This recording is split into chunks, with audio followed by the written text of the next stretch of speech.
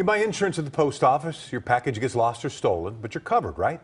Well, it's not that simple, as one Orange County man found out. He couldn't get help from the U.S. Postal Service after they lost his package, so he contacted, two on your side. And CBS 2's Christine Lazar joins us now with his post office problem.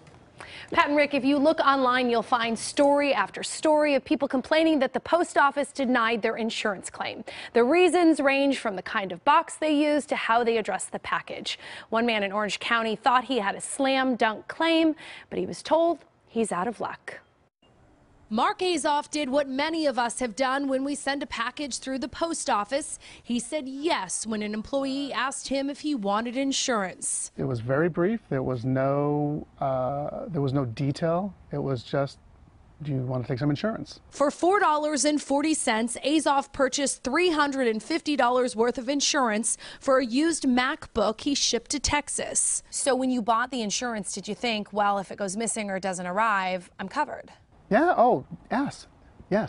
I didn't even give it a second thought. So when the laptop never reached its destination, Azoff waited the required 30 days and filed an insurance claim. He included his original post office receipt.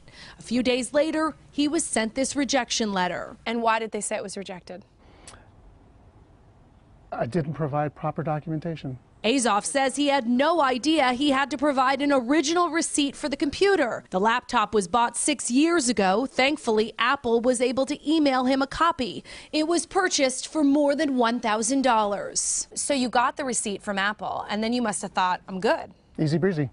Azoff showed two on your side a 2-page letter detailing everything he thought the post office would need for his claim. But once again, his claim was rejected. This is the final level of authority concerning this appeal, and they regret that their response could not be more favorable. So in other words, there's nothing else you can do. This is the end of the line. In the rejection letter, Azoff was told you have not submitted acceptable evidence of value to support your claim. The letter went on to say he needed an appraisal to show the value of the article at the time it was mailed. Do you think the average person realizes what it takes to actually get your money back? I don't think anybody realizes it. The USPS does detail its claims process on its website, but it's not easy to find. We had to click through 4 pages until we got to the proof of value section, which is lengthy. Section 3.2, Article A says a sales receipt, paid invoice, or statement of value from a reputable dealer are required. Azoff still doesn't understand why his Apple receipt wasn't enough. This isn't about the money. This is about the principle of the situation.